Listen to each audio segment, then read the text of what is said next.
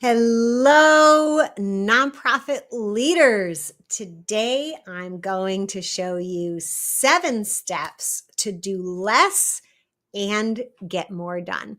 For those of you who don't know me, I'm Sarah Olivieri. I'm a #1 international best-selling author, former executive director, multiple times founder, board member, and it has been such my honor to be a coach and consultant to nonprofit leaders like you for the past many years. And today I'm going to give you tips on getting more done while doing less.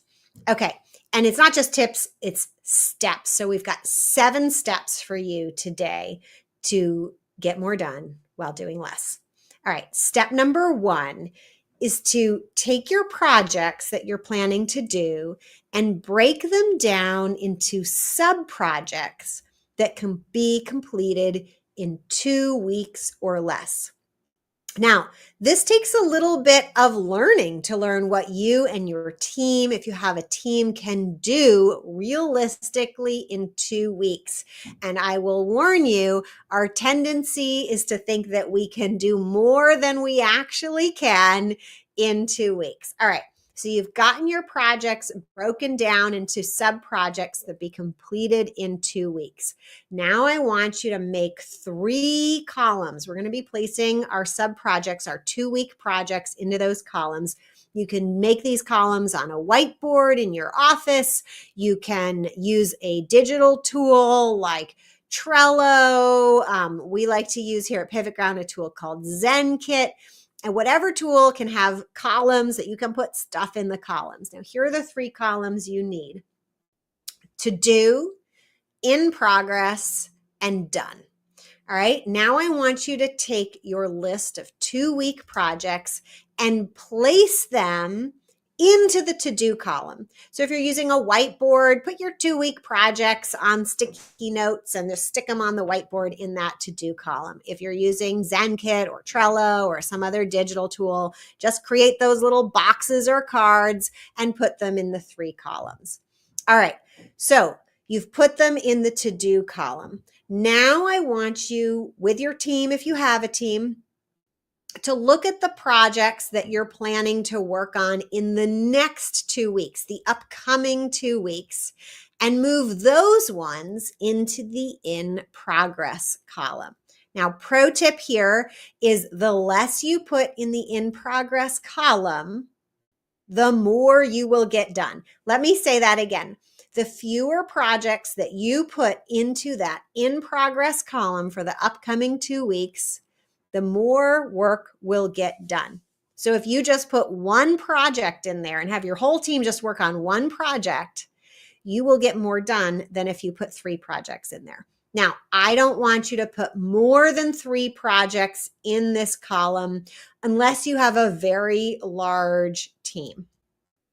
Okay, next is to review your in progress column with your team if you have them. And if not, you're just going to be really tough on yourself and you're going to call BS on each other if anybody put too much on their in progress column.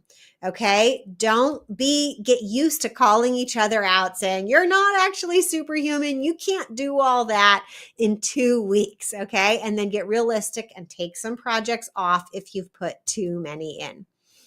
All right, so now you're going to spend the next 2 weeks working on those projects. You'll probably need to take a few minutes for whatever projects you're in charge of to actually write out all the tasks that need to get done for those projects and assign those projects. All right, so that's step 6, is to take those projects, write out all the tasks, any that you're going to delegate, any that you're going to do yourself, you're going to do. And step 6 is to calendarize, write out the tasks, and then put those tasks into your calendar or have whoever delegates put them into their calendar. All right, step 7 is come back in 2 weeks and move all those projects that were in progress that you've now completed to the done column. Now, maybe there are some projects that you didn't complete. That's okay, right? You're going to leave them in the in progress column. Or if you decided you're not going to complete them ever, you can delete them. And I want you to take note of how many projects got moved from in progress to done. Excuse me. Now, I have a bonus tip for you. What happens if in the middle of 2 weeks you finished everything? Well, then you can go back to your to-do column, grab another project, put it into the in progress column, and move it along. When you do this, you will get significantly more done in your organization. And if you measure how many projects are moving from the to-do column into the done column to done column, then you will actually be able to measure the increase in how much is getting done. And then you just repeat the process, adding columns from anything that was in the column of to do, move that into in progress for the upcoming. Make all your tasks, come into finish projects from the in progress to the done column, and enjoy the satisfaction and excitement of how much more you got done by putting less in the in progress column.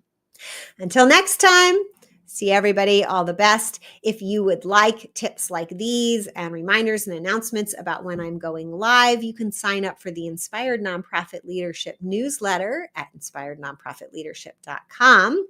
Or if you're thinking, oh my God, I'd love to learn the whole system about how Sarah teaches nonprofits to get more done in less time, we do that in the impact method with lots of guidance from me in what I call the Thrive program. If you want to see if you're a good fit, you can go to pivotground.com/application. I'll take a look at what your issues are and your organization. I manually review these applications. And if it seems like there's potential there, we'll hop on a call and I'll tell you all about the program. And if it seems still like a good fit, you can enroll at any time. All right. Bye, folks.